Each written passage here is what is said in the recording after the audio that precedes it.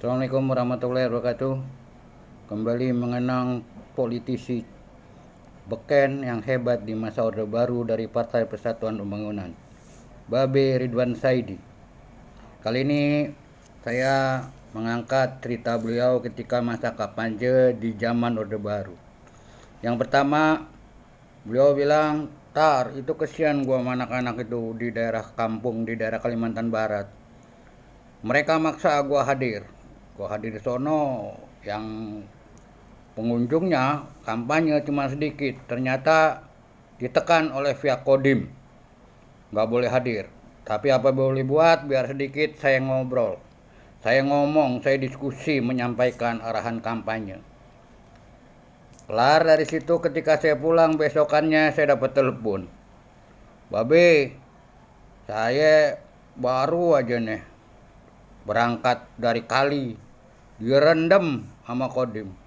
Nah, itulah kekejaman dari zaman Orde Baru menikam, menghalangi Partai Persatuan Pembangunan. Yang kedua, suatu ketika Babe diundang di daerah kecamatan di sekitar Jambi, melewati kali. Pada saat datang ke sono enak, walaupun kembali nggak banyak karena ada tekanan selalu dari pihak aparat setempat. Saya sampai di sono kampanye sekitar 2 jam, habis lohor sampai jelang asar.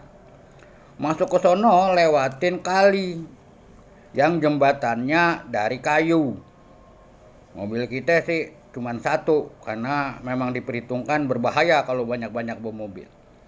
Alhasil selesai kita kampanye tuh Tar, ente tahu nggak? Pas balik jembatannya udah nggak ada. Wah, kalang kabut tentunya. Tapi militansi anak-anak P3 saat itu akhirnya berhasil menyelamatkan kita, melewatkan mobil nyebrang kali. Lagi-lagi kita ditindas oleh Orde Baru agar jangan menang di pemilu.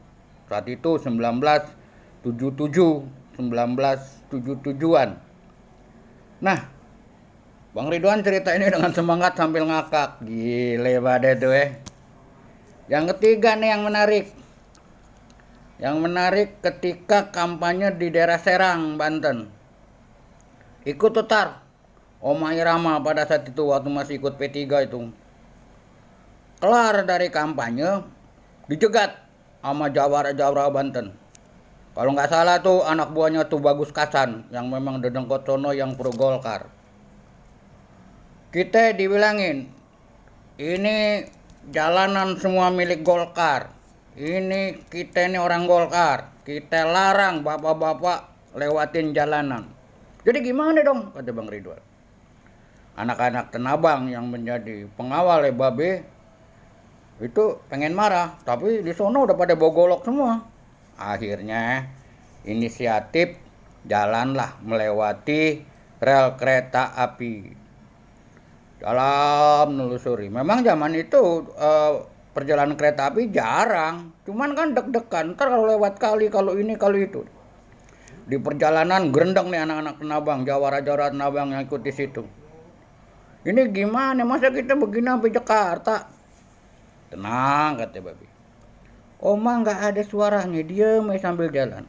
Itu kata Babe Ridwan Saidi cerita pada saya.